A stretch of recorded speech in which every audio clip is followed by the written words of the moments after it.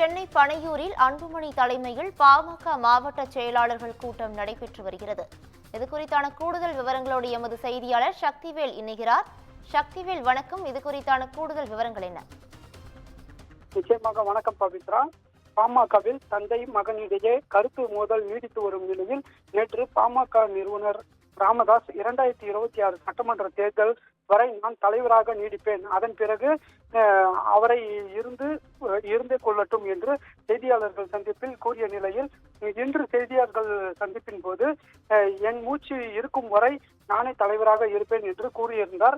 இந்த நிலையில் நேற்று 108 மாவட்ட செயலாளர்களுக்கும் அன்புமணி ராமதாஸ் மாவட்ட செயலாளர்கள் கூட்டம் நடைபெறும். இதில் நிச்சயமாக அவசியம் அனைவரும் கலந்து கொள்ள வேண்டும் என்று ஒரு அறிவிப்பை அறிவித்திருந்தார்.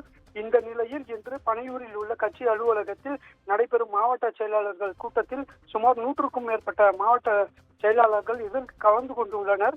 குறிப்பாக கட்சியின் பொதுச் செயலாளர் வடிவேல் ராவணன், பொருளாளர் திலகம்மா உள்ளிட்ட முக்கிய நிர்வாகிகளும் இதில் கலந்து கொண்டுள்ளனர்.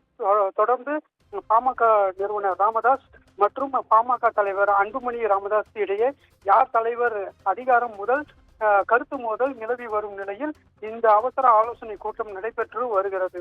பவித்ரா, கூடுதல் விவரங்களுக்கு நன்றி.